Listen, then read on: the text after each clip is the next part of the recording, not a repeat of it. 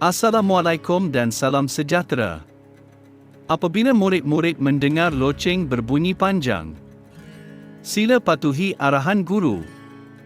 Bangun dan matikan lampu dan kipas. Kemudian beratur di luar kelas. Bergerak ke tempat berkumpul paling hampir.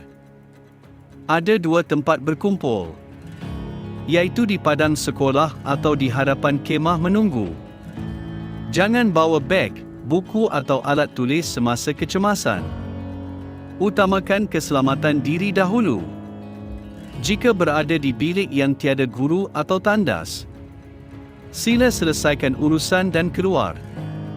Lapor kepada guru paling hampir dan sertai kelas beliau. Sampai di tempat berkumpul barulah masuk ke barisan kelas sendiri.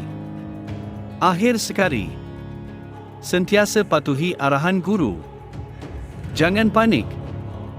Jangan bawa beg. Sentiasa berkomunikasi dengan guru jika terdapat sebarang masalah.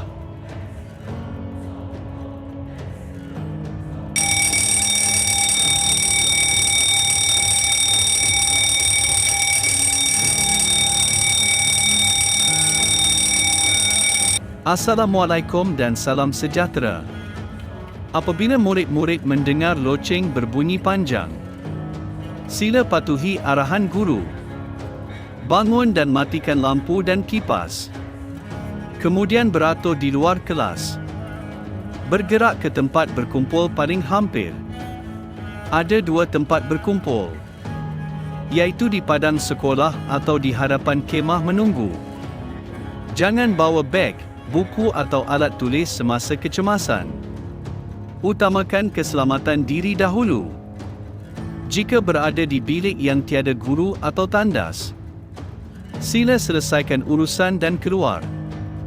Lapor kepada guru paling hampir dan sertai kelas beliau. Sampai di tempat berkumpul barulah masuk ke barisan kelas sendiri.